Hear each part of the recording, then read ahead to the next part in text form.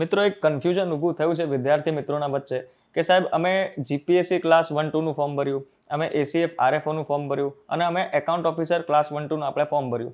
પણ હવે સાહેબ કન્સેન્ટ ફી શું બધાની અલગ અલગ ભરવી પડશે? અને જે કોમન એક્ઝામ થશે શું બધાની કોમન એક્ઝામ એક સાથે થશે કે અલગ અલગ દિવસે થશે, કે અને પછી જે ટેકનિકલ પેપર છે એ ક્યારે થશે? તો જો થોડું ક્લેરિટીથી આપણે સમજીએ.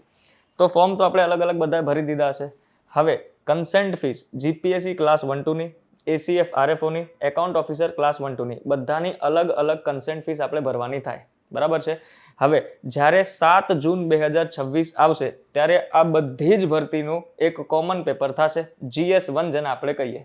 પછી 28 જૂન 2026 એકાઉન્ટ ઓફિસર ક્લાસ 1-2 અને એસીએફ આરએફઓની જે GS પેપર 2 છે એ અલગથી ટેકનિકલ પેપરની પરીક્ષા થશે. હવે એના માટે તમને કન્સેન્ટ ફીસ બધાની અલગ અલગ રીતે ભરવાની થાય. છેલ્લી ડેટ છે 21 એપ્રિલ 2026. તો ભૂલતા નહીં, બધાને કન્સેન્ટ ફીસ ભરવાની છે. ઓકે, અને ઝડપથી તમે કન્સેન્ટ ફીસ હવે ભરી દેજો, રાહ જોતા નહીં.